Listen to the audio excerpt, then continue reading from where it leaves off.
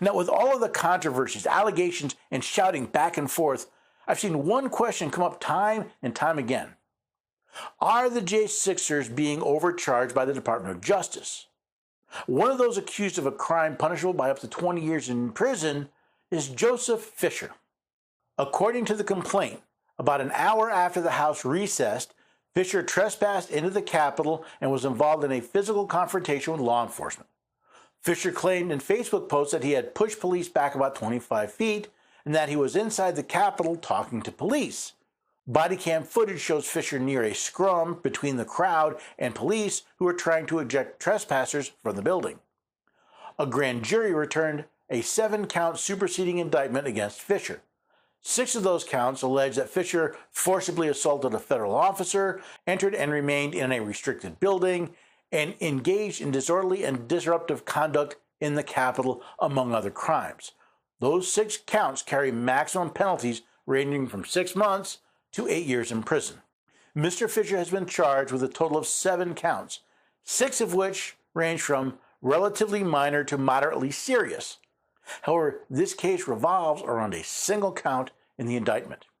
In count 3, the only count now before us, the government charged Fisher with violating 18 U.S.C. section 1512c2.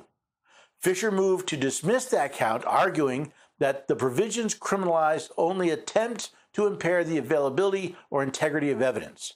The district court granted his motion in relevant part.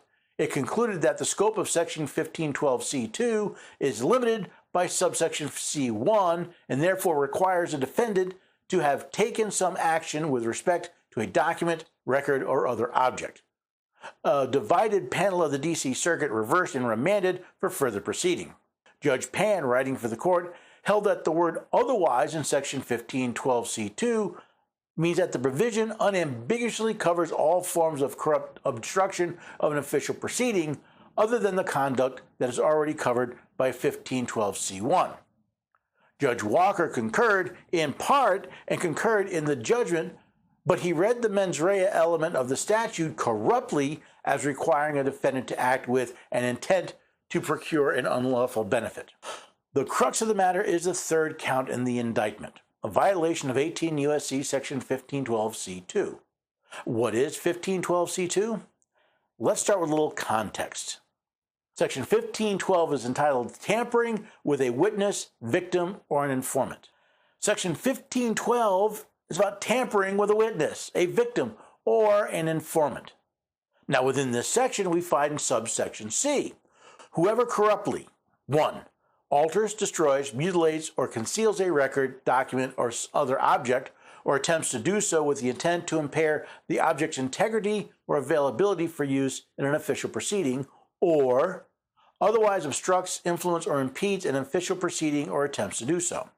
While this may seem to be a small point, the context of the law matters.